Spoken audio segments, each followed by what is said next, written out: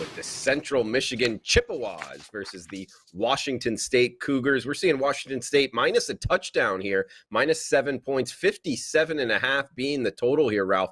12 noon Eastern start time, 9 a.m. Pacific on Friday in the Sun Bowl. And of course, this is a change. Central Michigan was supposed to play in the Barstool Bowl game in Arizona, and Boise State drops out. The Sun Bowl recruits them, and sure enough, we get the matchup. So how much does that affect it overall, in your opinion, Ralph? And what's your overall handicap here, Central Michigan and Washington State? Well, I think it's easier for Washington State to prepare for Central Michigan than it is for Central Michigan to have played Boise and now going to this offense.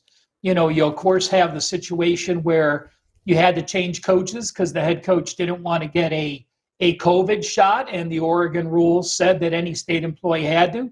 Dicker takes over, does an incredible job, leads the team to 6 wins their last 9 games, gets the permanent job.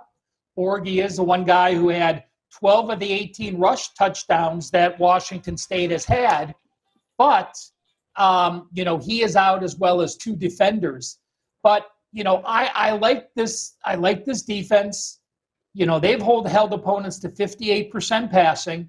And you look at Central Michigan. We know, Drew.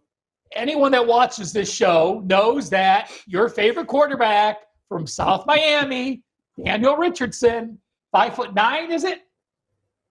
He's listed at 5'10". 5'10", my apologies. He's the guy now with a 23-5 ratio. Again, you have a big strength of schedule difference, but the matchup I have here with Washington State, I feel they're going to be able to get pressure. Central Michigan has gotten a decent amount of pressure. They've had 35 sacks, which is 1 point every 9.6% of the time the quarterback drops back. But this Washington State team gets rid of the ball so quickly. I think that hurts some of Central Michigan's strength on that D line. I lean Washington State, and originally I was going to bet the over right when it came out, and I took a look at the weather, and the winds were 25 mile an hour plus in El Paso. I just looked before we got on the show. That weather right now, the forecast 2.5 days in advance, has winds at 10 to 12 miles an hour. I still might get to the over in this game, as I think both teams will be able to move the ball. But even though Washington State's numbers are ugly down the stretch, they did play much better. Sure. Good stuff, Ralph. And Rob, coming to you next, looking towards the over, I've always thought this with the short prep time. I think that helps offense, especially both of these two offenses. Daniel Richardson running around there. It's not like he's one of those quarterbacks that can kind of make things happen off the fly. And then Washington State tends to have a unique style of offense. So I do think that helps the offensive side of the football, looking towards the over here in the mid to high 50s right now. So maybe look towards the over. But what's your overall view here, Central Michigan and Washington State, Rob? Yeah, I agree. Without getting deep into statistics here, guys, with a lot of what Ralph said, if you just look at the class difference, right? You got one team that's Power 5. You've got one team that comes from the MAC, which has absolutely been annihilated for the most part during this bowl season. MAC teams have not fared well, other than Miami of Ohio. I'm trying to think of another one. Western Michigan, of course, played well, but they got a depleted Nevada team. So we'll see. A strength of schedule, as Ralph mentioned, is something to consider. The significant edge in defense, where Washington State is concerned, is something other to consider. And I think the fact that Washington State sees their share of dual threat quarterbacks in the Pac-12 might eliminate some of Daniel Richardson's effectiveness.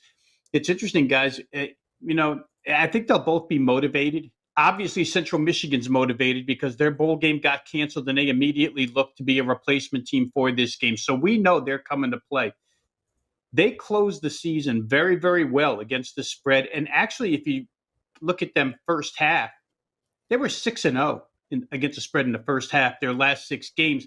However, you can contradict that with Washington State going 10-2 against the spread in the first half. So if we get 2 quick starts here, maybe this comes down to the second half. I would have to agree that in any bowl game that has a MAC defense participating, you immediately look toward the over. I think the stability that Washington State showed by retaining their interim head coach, he's a player favorite.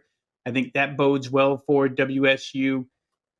Ralph talked about the difference from preparing for Boise State, which is much more of a balanced offense, and now coming into this, run and shoot style of offense. That's tough for Central Michigan, even though they see a lot of passing in that league.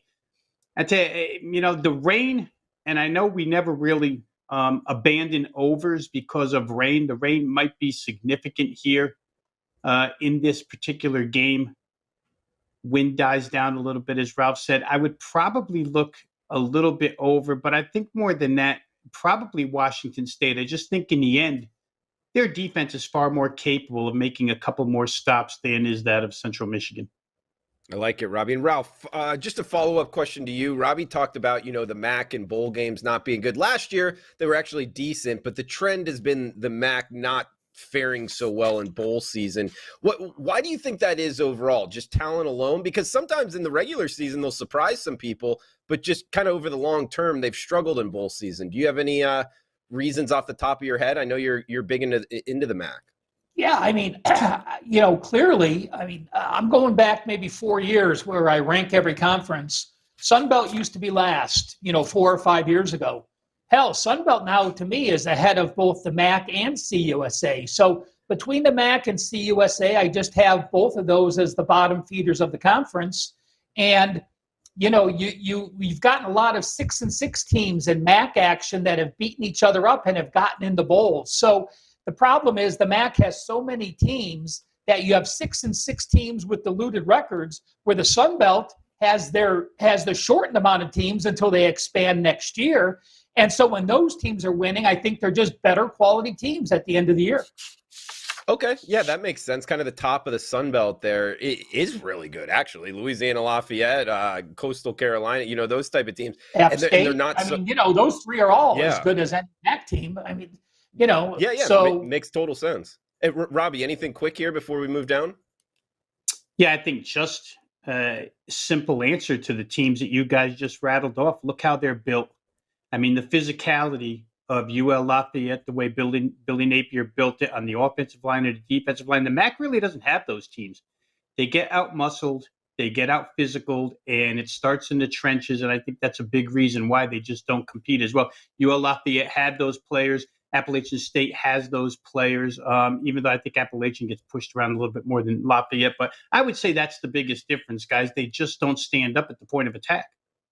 Okay, I like it. Ralph Michaels, Robbie Vino, I am Drew Martin. Guys, it's the best damn college football show. Something good that came out of 2020. We started this breaking down the conferences and during the COVID times, and sure enough, we're still going strong.